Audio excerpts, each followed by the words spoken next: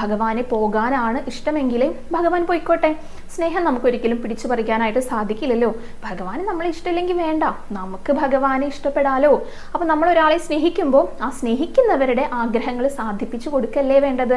അപ്പൊ ഭഗവാനെ പോകാനാണ് ഇഷ്ടമെങ്കിൽ നമ്മൾ ഭഗവാനെ പോകാനായിട്ട് അനുവദിക്കുകയാണ് വേണ്ടത് എന്നും പറഞ്ഞിട്ട് എങ്ങനെയൊക്കെയോ ആ ദിവസം അവർ തള്ളി നീക്കി. പിറ്റേ ദിവസം അക്രൂരരോടൊപ്പം ഭഗവാൻ പുറപ്പെടുകയാണ്. അപ്പോൾ പോകുന്ന സമയത്ത് ഭഗവാൻ പറയുന്നുണ്ട്, ഗോപികമാരുടെ കണ്ണിൽ നിന്ന് ഒരു തുള്ളി കണ്ണുനീര് വന്നു കഴിഞ്ഞാൽ പിന്നെ എന്നെ ഇവിടുന്ന് കൊണ്ടുപോകാമെന്ന് വിചാരിക്കേണ്ട, അതുകൊണ്ട് ഈ തേര് വായുവേഗത്തിൽ ഓടിച്ചോളാനായിട്ട് പറയാം. അപ്പോൾ ഗോപികമാരാണെങ്കിലോ അക്രൂരനെ ക്രൂരൻ എന്നൊക്കെ വിളിക്കുന്നുണ്ട് കേട്ടോ. കാരണം തങ്ങളുടെ ജീവനെയാണ് അക്രൂരൻ എടുത്തുകൊണ്ട് പോകുന്നതേ. അപ്പോൾ ഭഗവാൻ ഒരു ഗോപാലക്കുട്ടിയുടെ അടുത്ത് പറഞ്ഞു വിട്ടു ഗോപികമാരോട് പറയാനായിട്ട്, ഞാൻ തിരികെ വരും എന്നുള്ളത്. ആ ഒരു വാക്ക് മതിയായിരുന്നു ഗോപികമാർക്ക്. ഭഗവാൻ പോയപ്പോഴും അവരെപ്പോഴും ഭഗവാനെ കുറിച്ച് മാത്രമാണ് പിന്നീട് ചിന്തിച്ചു കൊണ്ടിരുന്നത്. അവർ സാധാരണ പോലെ പശുവിനെ കറക്കുന്ന